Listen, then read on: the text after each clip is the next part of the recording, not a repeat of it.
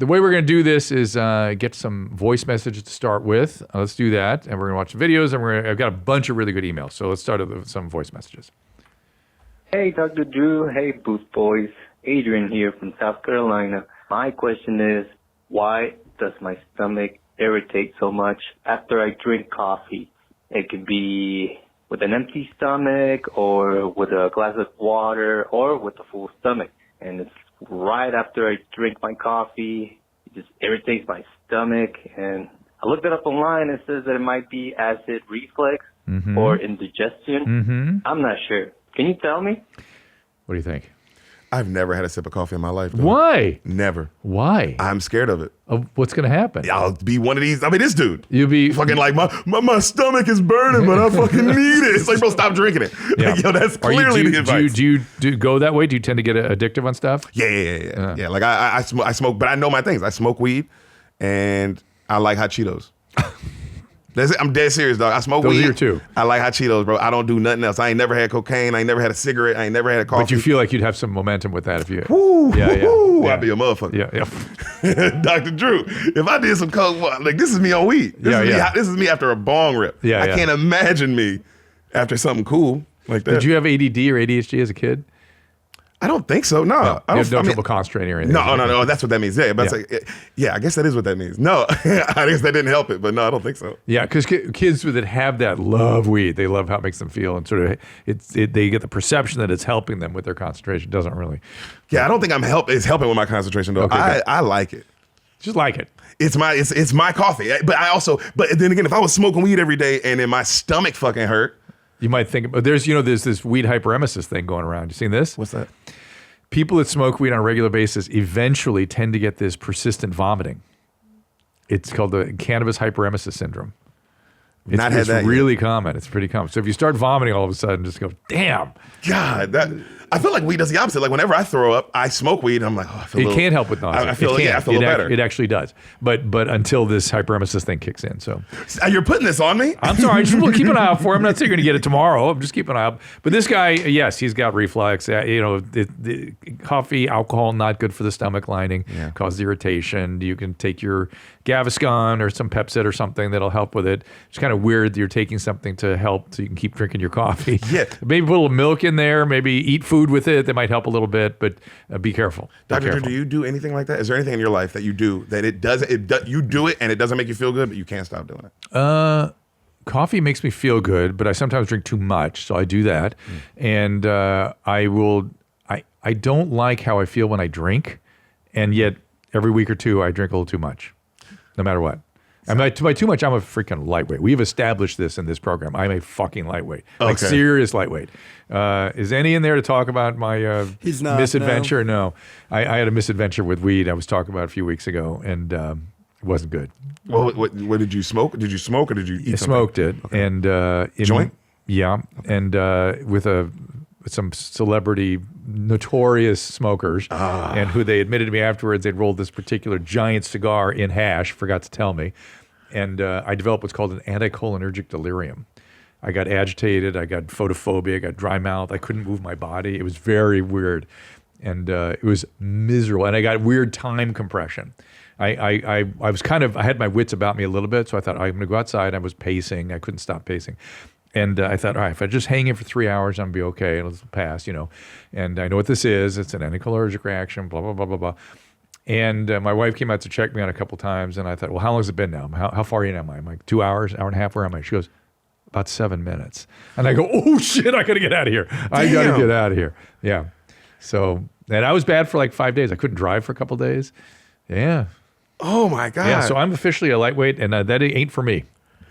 Damn, I was trying to be a cool kid, and then not for me. You know what's funny? I want to get my dad high, but I'm also so nervous that would be his experience. Don't go with the full hash roll giant cigar to start with. You know what I'm saying? Maybe give him a little something to tell him just not even inhale.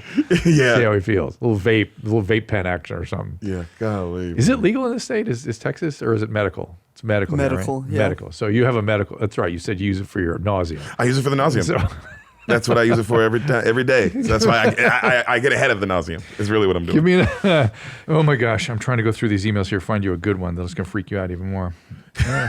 Smoking weed since I was 12. I'm currently 25. Even though I've been smoking for such a long time, my tolerance is low. I'm pretty much a one-hit wonder. Welcome to the club. I get extremely paranoid, especially when I'm with other people. The paranoia mostly comes in the form of feeling like I'm being extremely annoying or frustrating, even when I don't say a word. This leads me to being able to smoke with friends, never able to smoke with friends, no matter how much they plead or make fun of me.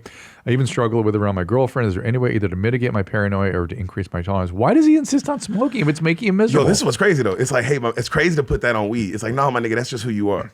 You're a paranoid person? You're a paranoid person, and you feel this. What did he say? He said, I feel, when I smoke weed, I like feel... he's annoying. He feels annoying. Yeah, that's how you feel about yourself. Yeah, but that's it's more. Really but it's more. I mean, but my question is, it's not making you feel better about yourself. It's making you feel worse. Why do it? Why do it? Don't do it. I would want to fix that problem. Yeah, well, that's true too. That he should fix why he feels annoying. Then you can smoke weed and be like, oh, that wasn't. I can. It's like, bro, weed's awesome. It's awesome, but not for everybody. You gotta understand that's a genetic thing. When you really love it, it's a genetic thing. Like when I had my reaction, I don't get high from weed. I don't get high. I just feel misery. And same thing with opiates. Opiates make me feel miserable. So like when I have operations and stuff, I can barely take the pain meds because I just make me feel miserable. That's a genetic thing. You said you knew everything about Jewish history? That's Jewish history. That's some Jewish history right there. There's a subset of us that love it and a subset of us that hate it. And but it is a great example of how different people are. But the fact that this guy keeps going with it, it's so weird to me. And smoking since he was 12, dude, what's he doing? Because it seems like you're like now it's just a bad, like you're making it worse every time. Since you were 12, it's probably, I can't imagine how bad. Or maybe give it a break. Yeah, exactly. All right, here's another one. From 20 to 26, I was on citalopram, 30 milligrams. I've been off now for 2 years. I feel normal. I've realized in stopping them, I've been way more responsible with my money, and I'm slowly working back the student credit line that I abused the hell out of during those years I was on citalopram, which is antidepressant. Could my reckless spending during that time be related to my antidepressant use? Yes, sir. Be seeing you in May. Is this a male or female? I don't know, but yeah, it can make you manic. And excessive buying and selling and even gambling and stuff like that can be all part of a hypomanic syndrome. Antidepressants do this. Yeah, they're overprescribed horribly. The doctors, I'm freaking you out pretty good. I can't believe all these people are doing this. I can't believe everybody's still living like this. Oh, you didn't even know.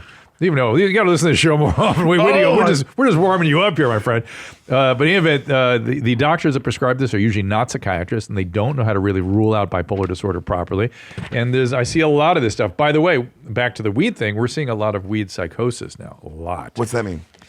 People get they don't see what's happening to them, which is very common with drug addiction or drug use, is it kind of blocks what it does to you. And people are developing these kind of rigid ways of thinking and get kind of grandiose and start thinking they have special insight into things and they kind of can't be reasoned with. And and then they don't do anything. And at the same time, they're declaring they have special insight into how the world works. They sit in their couch and smoke weed all day.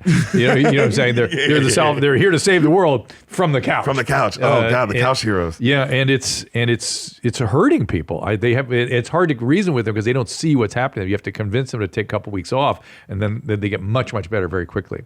So I wonder if it's just because it keeps saying it's weed, but it's like in my head, it's like, bro, I want to ask that person, all right, how much are you going outside? Well, but it's like, weed. It's again, everybody's sort of genetically different. Like for you, it's fine. It's not doing that to you, right? Like, why would I argue with you smoking weed? It's fine for you, right? Yeah. But for somebody their life is kind of spiraling downward, that's who I want to talk to, and that's what I want to get them to stop. And that's a certain genetic thing. That's a certain thing that person is getting, and it's just not. We're not all the same. Look, this guy got manic from an antidepressant that might help somebody else, but nobody asked the right questions. So all right, let's try another one.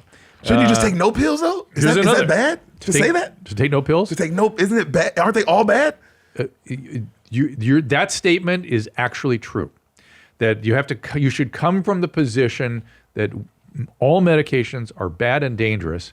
They just have to be less dangerous and a little better than whatever it is you're trying to treat.